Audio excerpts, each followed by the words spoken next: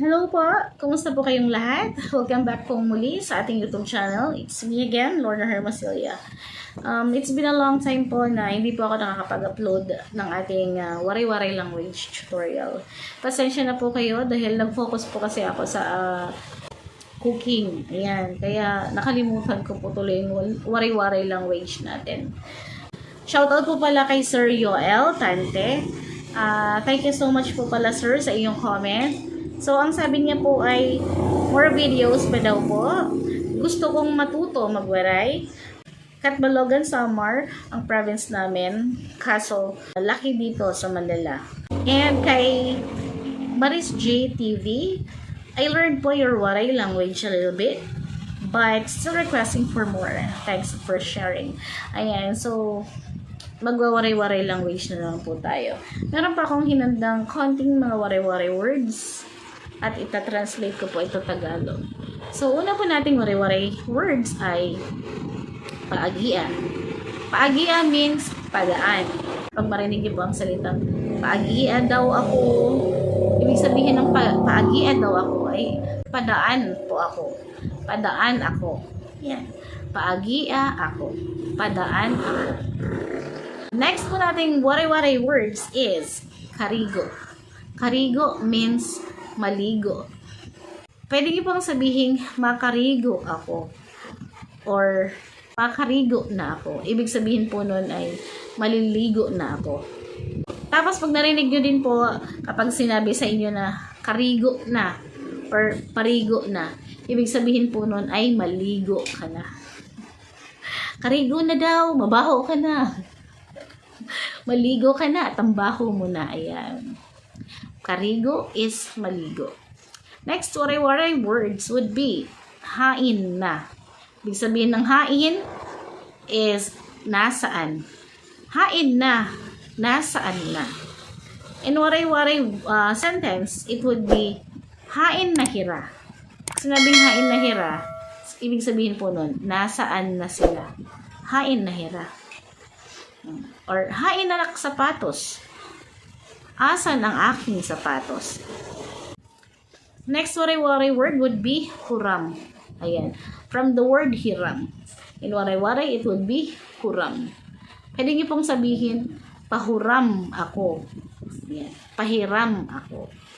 Pahuram ako. Or pahurama ako. Hiti mo tsinelas. Ibig sabihin, pahiramin mo ako ng iyong tsinelas. Pahurama or pahudma. Ayan. Pareho lang po yan. Kumbaga, nilalagyan na lang po ng nagkakaiba lang po yung letters na nagamit. Pero iisa lang po ang meaning. Pero complicated din po minsan ang salita ng waray-waray. Kasi pareho ang salita, tapos minsan may iba ang meaning. Next word would be upod or paupda. Ibig sabihin po nun pasama. Upod or paupda. Upod, ibig sabihin sama. Paupda, pasama. So, pwede niyo pong sabihin, paupda daw ako. Ibig sabihin po nun ay, pasamahin mo ako.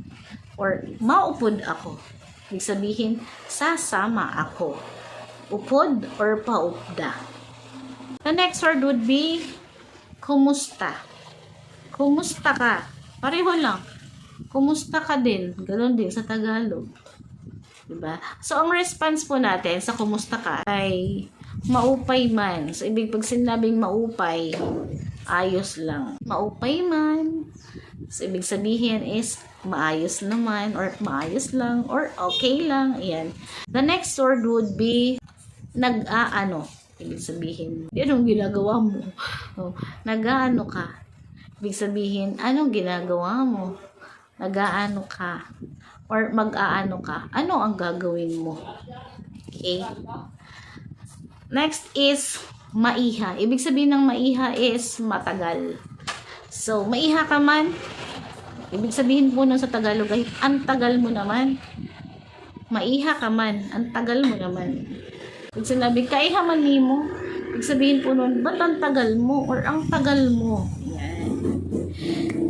Then, the last word would be kwarta. Ibig sabihin ng kwarta ay pera, di ba?